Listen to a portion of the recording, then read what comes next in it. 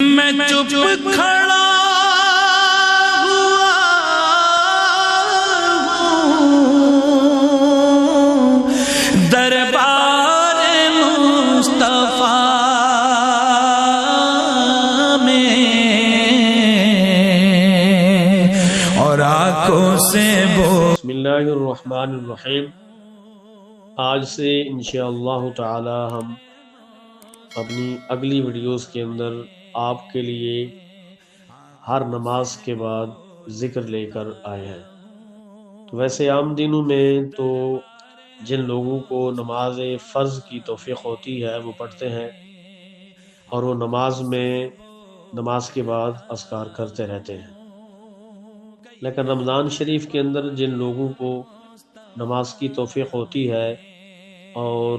وہ نمازوں کے بعد کچھ دیر کے لیے بیٹھ کر اللہ رب العزت کا ذکر کچھ اس طریقے سے کر سکتے ہیں اور ماہ رمضان شریف کی عظیم گھڑیوں میں ڈبل ثواب کما سکتے ہیں۔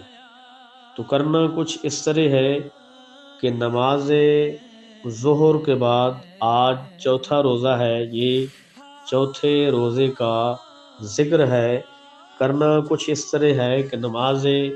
ظہر مکمل کر لینے کے بعد ہم نے 133 مرتبہ یا حی یا قیوم پڑھنا ہے، اور نماز عصر کے بعد ہم نے دعائے جمیلہ شریف کو 3 مرتبہ پڑھنا ہے۔ نماز مغرب کے بعد ہم نے سورہ والتین کو 11 مرتبہ پڑھنا ہے، اور نماز عشاء اور نماز تراویح ادا کرنے کے بعد سورہ مزمل شریف کو 3 مرتبہ